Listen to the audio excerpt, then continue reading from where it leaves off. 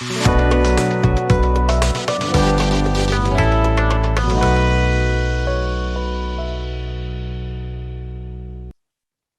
everyone to another episode of Around the Block Talk.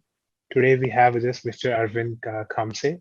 He is a globally recognized NFT marketing expert and has helped and led several projects, NFT projects to fruition. And very happy to have you with us today, Arvin. I'll hand it over to you. Thank you so much for having me. Okay, cool. So one of the things happening right now in the market, I guess the cryptocurrencies market is, in the bear market, there's a lot happening with the regulations, compliance. New York City, they just had I believe her name is, I can't remember her name, but last name is Harris. Some lady in the New York department. They just released a new compliance order. So there's a lot happening with compliance and regulations in the cryptocurrency industry, and then that actually impacts the NFT sales and marketing directly. And so just so people get a sense of like what we're talking about here.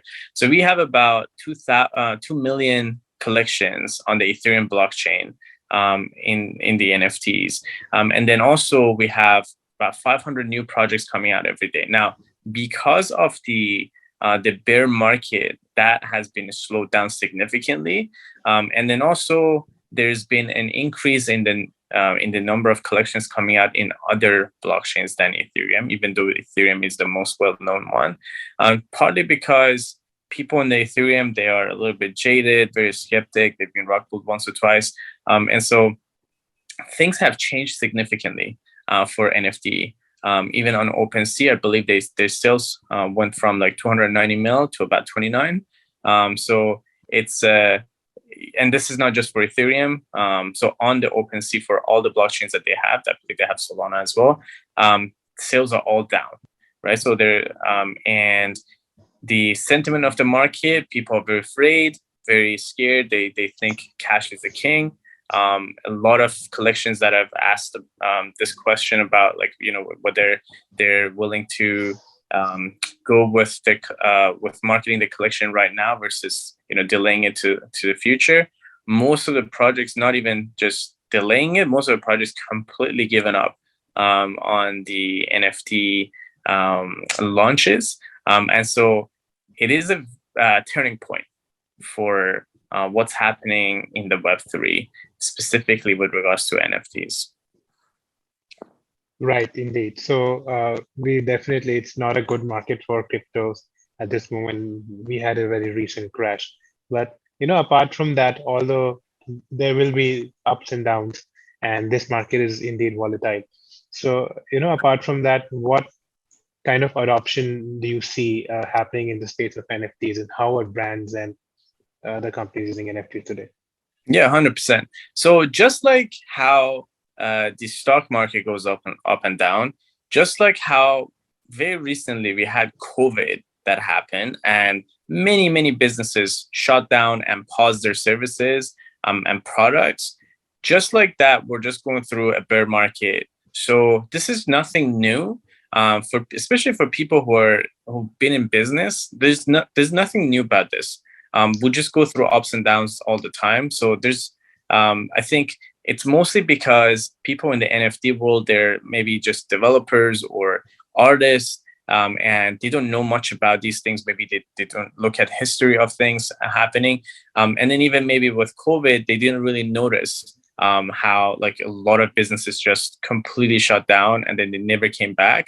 And then a lot of businesses went even harder and it made way more money than any other time in their entire business life.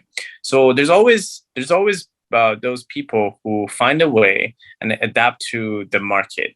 And so now, as far as adapting to the market right now, so I want to give you context first, what it was like before, and then what we can do right now as far as marketing NFTs and selling out.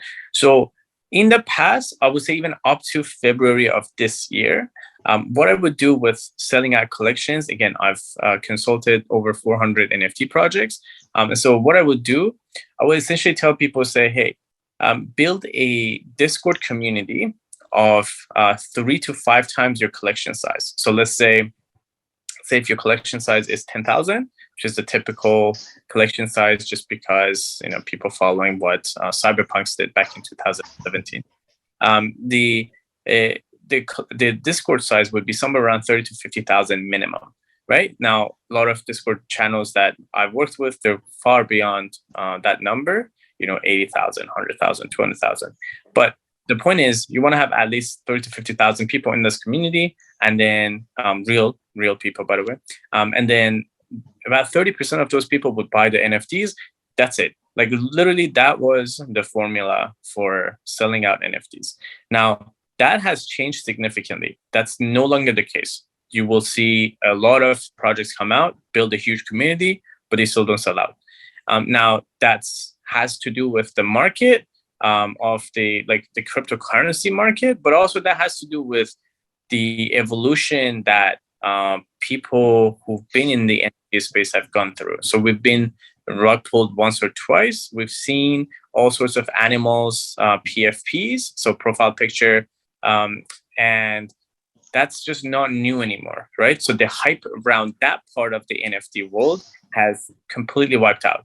So it's not exciting to just see another animal NFT coming out. So for that reason, the rules and that by which we play to win in this Web3 space have changed significantly. So what we do right now is first, well, there's obviously quite a few things, but first thing to do is to focus on selling out, but not to sell out a, let's say 10K collection size, but to sell out a, let's say a collection size of somewhere around 300 to 600 NFTs.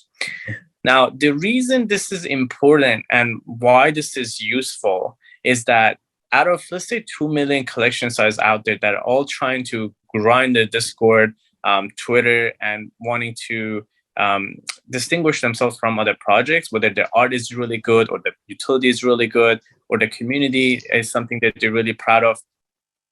The most important thing at the end of the day is a project selling out. So if a project sells out, no matter if it's 100 NFTs that they sold out or 10,000 or 100,000, right? So the point is selling out. The moment that you sell out a project, you distinguish yourself from many, many other projects out there that are just trying to sell out, right? So the first thing to do, and like really first thing to have the mindset on, is how to sell out, regardless of the collection size, regardless of the community size. And then what I've, I guess, looked at and analyzed through month of May, this is month of May 2022, is that majority of projects that are not well known, they're not blue chip, they usually sell just if they do whatever, if they do everything right, or if they're not doing everything right, they just usually sell somewhere around 100 to 600 NFTs. For that reason, if you coming out with a NFT collection and you literally just have, let's say a NFT collection that maybe the first 600 of it, of the 10,000, they're maybe like they have specific bonuses involved with them, maybe they have a specific utilities involved with them, or maybe it's a completely different collection to the 10,000 collection that you're going to launch. So maybe it's just like a separate collection, but it's a very small collection that you can sell, and then just say, hey, if for buyers of that first collection, people can buy the second collection or maybe the original collection of yours at a discounted price, or maybe at a more benefits, so on and so forth. So that's really the concept. That's the biggest concept. Now, there are details that goes with it too, right? So you still have to build a community on Twitter. You still have to build a community on Discord. And you just need to have people supporting the project, right? So that's one of the main components of this. Another main component is the hype. Now, that has been abused and overused. And so the concept of hype is having more demand than there's supply. So the scarcity. Now, NFTs by default are scarce because there's only one version of them. So that's the whole point of NFTs, non-fungible token. So it's also really good for people to understand. Sometimes people don't really realize like what these things mean. So non-fungible meaning it cannot be duplicated, right? So NFTs already are scarce. But if you come up with a concept where everyone needs to have your NFTs to be able to use a specific service, product, or some sort of utilities, but there are only so many of them, and there are billions of people on the planet Earth that they want it, then all of a sudden you've created real scarcity. Now, on top of that, if you actually create more demand than there's supply for that project, then you also created hype.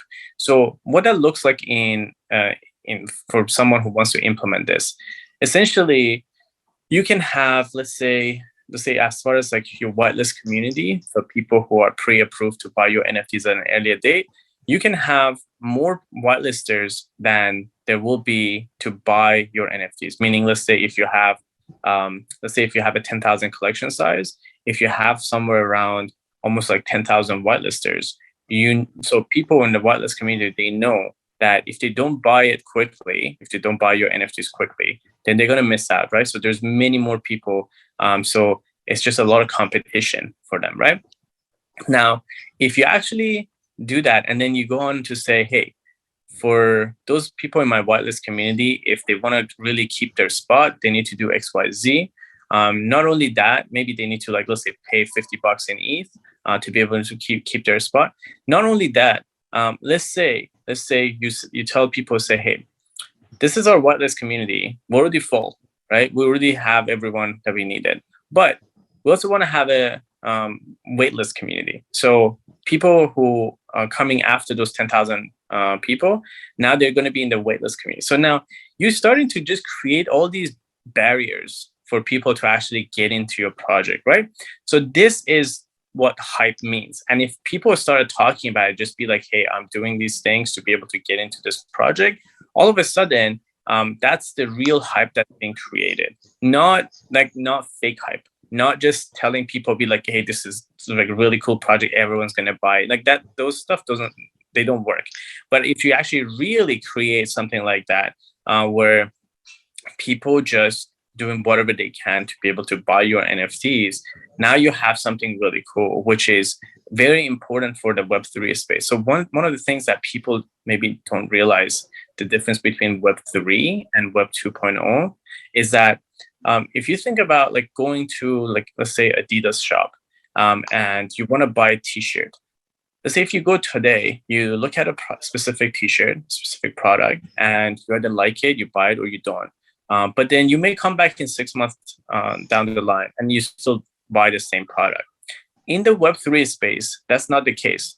If you bought it within, let's say, a day or two, you bought it. If you didn't, the minting is closed, done.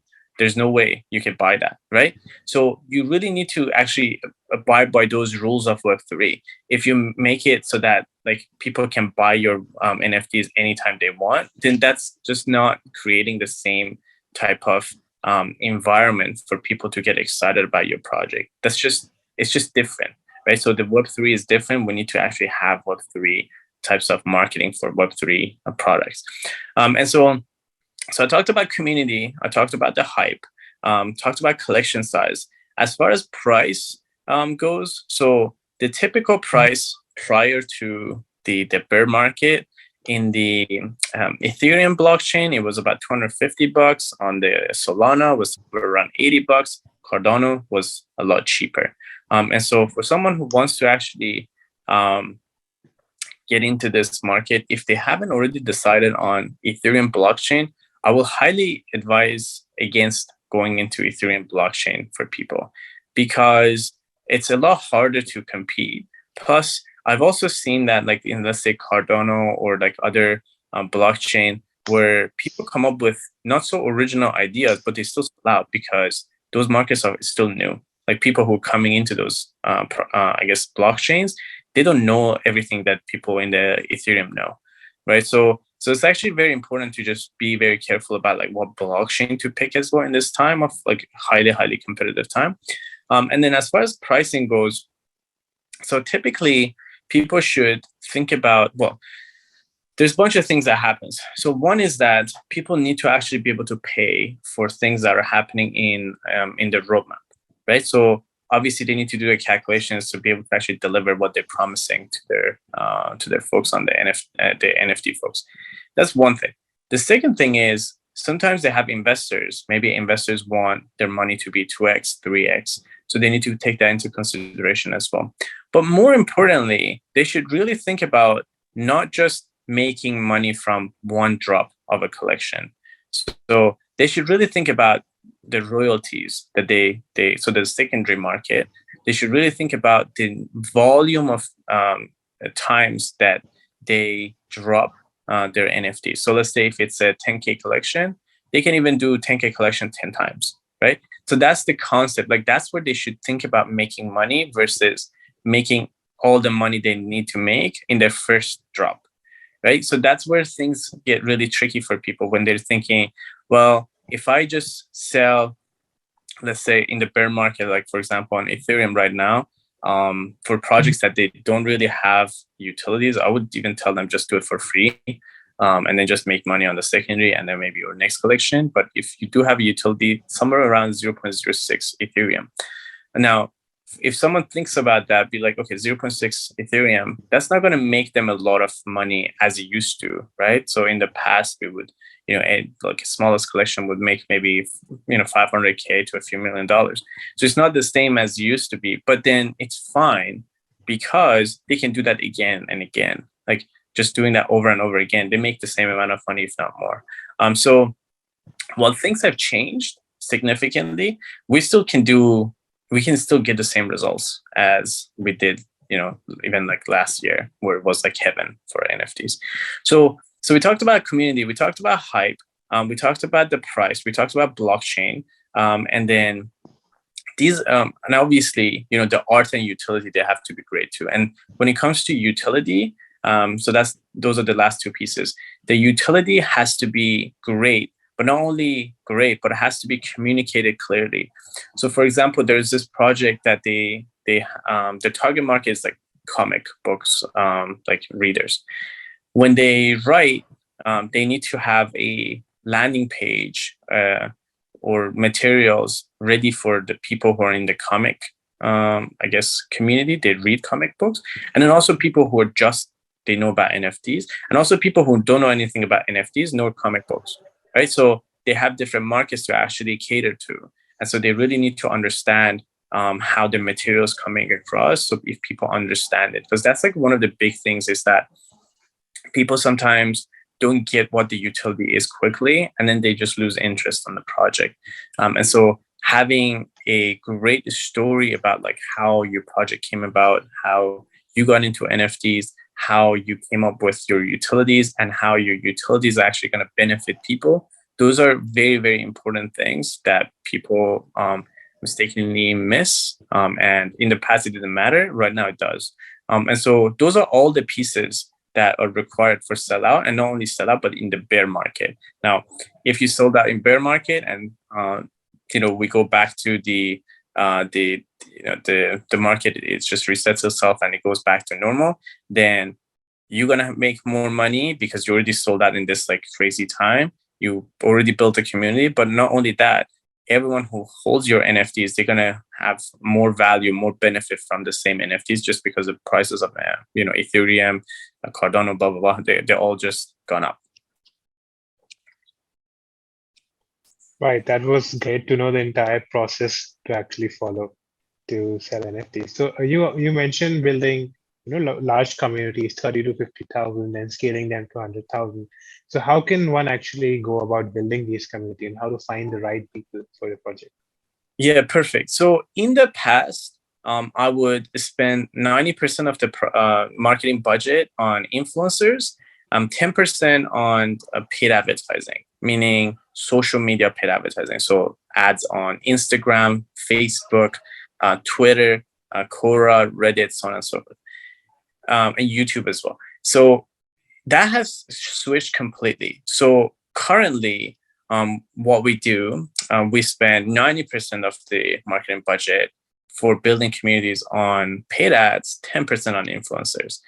Now, reason for that is, if you think about, let's say if I'm an influencer, and I talk about, let's say 10 so there are 2 million collections, right? So let's say I talk about 10 projects this month, I talk about 10 projects next month, I talk about another 10 projects a month after. So that just these past 3 months, I talked about 30 projects, and I'm telling everyone that I'm so bullish about all 30 of them, right?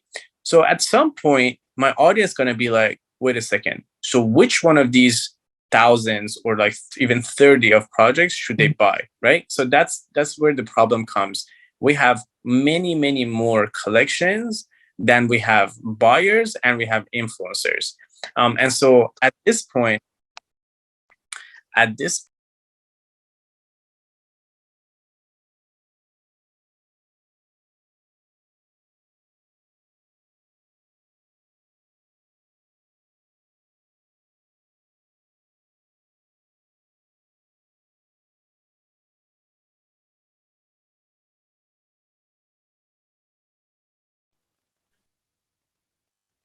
So we yes, can continue with, yeah. yeah. So because we have 2 million collection size and not enough buyers, not enough influencers. In fact, the number of buyers, just people who are buyers and connected the wallet to OpenSea, this is 2022 stats. Very recent stats is 600,000. So if you think about 2 million collection size and 600,000 buyers, it's just not enough, right? So that's why there's a lot of competition. That's why it's harder for influencer to actually influence their audience and just say, hey, go buy this specific project, just because there's so many. So they can't talk about all of them. Even if they pick, they can't pick like even like say 100. It's like, and they can't pick just one because then they don't have content. So that's the problem that we have, because we don't have enough influencers. We have just very few influencers that are in the NFT space. In fact, and maybe even good percentage of those people that are influencers of the crypto world, they just transitioned into the NFT space. So we just don't have enough people talking about the projects. But in the past, this wasn't like this, where we didn't have as many collection size. So it would make sense for influencers to talk about a specific collection size. So what we do, the source of traffic right now, even Instagram ads or Quora ads, so on and so forth, they're not really big right now, because the cost has gone up for those social media platforms. So specifically, we focus on Twitter ads, and obviously people who want to run ads on Twitter, they need to get an approval to run ads on Twitter. It's called the NFT certificate. That's something I help projects with, actually getting their certificate to be able to run NFT ads. Just because I have an agency partnership, but the concept is running NFT ads to a landing page where people can learn a little bit about the utility of the project. They can connect their wallet to become part of the whitelisters, and join the Discord and follow Twitter. So doing all of the above. Now, for a funnel, for a landing page where someone comes in and performs all those 3 actions at the same time, not like one after another, and maybe one today, another one like another day. No, like all 3 at the same time, and also tweet to say, hey, they've done that. We pay somewhere around 50 cents to $3 per person doing that. And so at the beginning, it starts at about $3, just because you need to like get the market, understand what your project is about, so on and so forth. But as people start tweeting about this, getting excited, and you showcasing your project to more people, more influencers, then that cost goes down. So currently, people in my program, they're getting somewhere around even 40 cents, 30 cents to a new person coming from Twitter ads, joining not only their whitelist community, but also joining their Discord, following their Twitter, and then tweeting about their project. So that's the source of the community, and then also that's the methodology by which we actually build the community. Right, indeed. So now you mentioned like advertising on different platforms. So what is your target persona? How do you kind of reach out to that particular persona through the ads? Yeah. So when it comes to Twitter, so Twitter has people who are somewhat interested in NFTs, all the way to like really savvy NFT folks and whales in the NFT community. So if you just focus on Twitter ads, then you're just going to get people who somehow know a little bit about NFTs at least, right? So for that reason, if specifically if the project has utilities that are just not all about the Web3, if they don't have a list of people that they can market to, or they don't have any other communities that they can market to, we also incorporate Instagram ads, because you still want people who don't know anything about NFTs to become part of your project, because they're just simply interested in your NFT benefits, like the utilities. So targeting is for different projects, obviously is different, but typically it goes something like this. It's the newbies, it's the NFT savvy folks, and then people who are just interested in your specific utilities. Let's say if your specific utilities in like, let's say it's all about going to the space. So everyone who wants to be an astronaut, that's like an interest level, right? So that's the type of community. Then there's the NFT community, and then there's just random people who don't know anything about NFTs, but they could be interested in your art, in your utility, whichever one, but not necessarily they are hardcore people in the like, let's say, astronaut space neither. So those are the top three targets for, whether it be it for advertising or influencers as well. Right, indeed. So, why do you think that people are actually buying these NFTs at the moment? Do they see this as an investment instrument, or what is the reason that someone would want to buy an NFT these days? Yeah, so many reasons. So actually, I have something on YouTube that I was interviewed about use cases of NFTs. So there are many more reasons for actually buying NFTs than just buying and trading NFTs and making a profit, which is what majority of people think of NFTs. So for example, in the fashion industry, authenticity of a brand, so a product in a specific brand that you buy, is very important. So for example, you don't want to buy a Prada, let's say, pair of shoes that is not actually Prada. Like, then you just paid, let's say, a few $1,000s for a pair of shoes that you thought it's a specific brand that you're really loyal to, but it's not actually authentic. And then now you may not even realize that, but it's not authentic, right? So that's a really big problem. That's a really big problem. And sometimes even like, even there was a issue with a large distributor in New York City that was providing actually like products from luxury brands, and where sometimes they couldn't even tell if a specific product was authentic or not. So NFTs will solve that problem. And once a product is actually created, it essentially gets a timestamp in the blockchain, is created by whoever did, and also it's actually known to the entire community of people, whether it be it in the Web3 or not Web3 space, what transactions are happening around that specific product, which is very important to be able to understand what's happening with that specific product, whether it's authentic, who created it, what's happening to this product, what are some sales transactions, I guess, what are the sales numbers with that specific products, because you don't also want to buy something that's just maybe it was initially sold for like $100, and then you just buy it for like, I don't know, $10,000, because maybe you do want to buy it, but you do want to actually be aware at least that that's what's happening, right? So that's one use case of NFTs that has nothing to do with profile pictures that you see on your Twitter feed, or even like LinkedIn recently, or Instagram. Nothing to do with just buying and selling NFTs. It's just completely to do with the use cases of NFTs. Another one, I just recently consulted a large beauty company on a stage in Romania, where they're selling beauty services. So they've been selling beauty services for a long time. They have an app for it. And now what they want to do, they want to actually allow people to buy this specific NFTs, only 8,000 of them, or maybe 9,000 of them.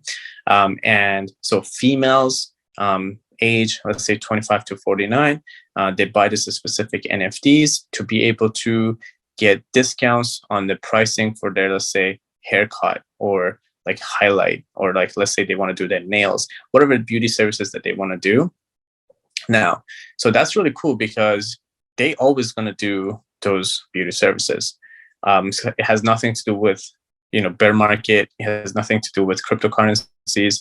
It has nothing to do with where NFTs going, if they're going up, they're going down, completely irrelevant. They're going to buy those services regardless. They've been buying them forever. They will buy for the rest of their life as well. Now, with the introduction of NFTs, not only they can buy those services at a smaller, well, I guess at a reduced price, but also now they hold on to this NFTs that there are only, let's say, 9,000 of them, versus we have, billions of women and, millions of women, let's say, just in Romania itself. And so it's a rare thing to hold that actually allows you to get discounts. You can save money. You can get other benefits, like, for example, real life events that they're holding. And then not only that, but also like you actually holding on to a piece of investment where down the line, if you wanted to, you can sell it to someone else, right? Because there's not going to be any more of those. There's only going to be 8,000, and millions of people would want to have that, right? But they can't because there are only 8,000. So later on, you can sell it for a large price, right? So that's a huge piece of investment. And so these are just only two use cases. There are many, many more use cases of NFTs. This is why NFTs are going to stay. This is why NFTs are actually going to grow, if anything, because they're solving problems that we cannot solve any other way. Just there's safe way. Like, for example, in this is true for like cryptocurrencies as well. Like people talk about sometimes like cryptocurrency is going to go away and so on and so forth. So for example, in Afghanistan, right now, after the takeover of Taliban, people in Afghanistan, they can only withdraw, let's say, $200 per week as for personal, and I believe it's like $2,000 per week for business, which is nothing. And because of the cryptocurrencies, which, by the way, that has shot up like significantly in Afghanistan. I believe the presence on like Binance has gone up like crazy compared to other countries. But because of cryptocurrencies, now they can actually transact whenever they want, regardless of what the banks are telling them, regardless of politicians doing, regardless of what the state of the country is, which is great because not only like people don't have to starve, but also like they can actually function like in their life, right? They can withdraw money, do what they need to do. Right? So the conversation about NFTs and cryptocurrencies of whether they're going to go away or whether they're going to stay is really got nothing to do with the state of the market or like what, let's say, SEC is going to do or like any government organization is going to do. These things they came to solve actual problems, and they still do, and they will do even on a larger level in the future as well. Right, that's very true, and I do agree with the points that you've mentioned. So, what in your opinion does the future hold for NFTs, and what do you see happening in the industry, and what are the possibilities with NFT? Yeah, so beginning of this year, I actually predicted that there's going to be no projects that's not doxed anymore, and that we already seen that. And that literally already happened. Like there are barely any projects that are not doxed. And for people who don't know what dox means, it's just meaning revealing identities. So it's very hard to find a project that the founders, their team members are not revealing their identities, who they are behind the projects. So that idea of the transparency within the teams behind projects, that was something that was supposed to happen, and this has almost happened for all the projects. One other thing that's going to be very important in the NFT community over the next 6 months to 12 months is the introduction of NFTs to small businesses and large businesses. So I already have people that like for example, a large public company in my program, they are actually introducing NFTs to be able to make their distribution in in a more profitable way, to grow their community faster. And so NFTs are actually a great, I guess, tool for small businesses and public companies to not only generate more income, but also grow their community faster and more scalable way. And so as these small businesses and large businesses, they're coming in and they are integrating NFTs, we're gonna see, well, obviously, first thing is the governments, they're gonna attempt to actually bring a lot more regulations around NFTs, selling, buying NFTs, so on and so forth. Now, what Web3 market will do to that and how they respond, that's a completely different conversation. But there's going to be attempt, at least, to bring a lot more regulations. Right? So that's one thing. Second thing is the concept of NFTs is just going to, the moment small businesses and large businesses, they bring it into the world, the speed by which NFTs are known to people are just going to happen just exponentially. So when in the past, let's say, like, for example, November, December of last year, the search inquiries for NFTs surpassed cryptocurrencies, the introduction of businesses will make almost all countries, all people who just didn't have any knowledge of NFTs or didn't know anything about NFTs or didn't want to even buy NFTs, or maybe were a skeptic. Maybe they thought, these like animal looking projects that they buy, there's no reason to do that, or they can just screenshot it or whatever, or they're just expensive JPEGs. So that concept is going to change. So that will go away. The skepticism, or like I would say maybe the lack of knowledge around what NFTs are, that will go away for good. Just like how emails are so well known to people, no one argues why we should have emails.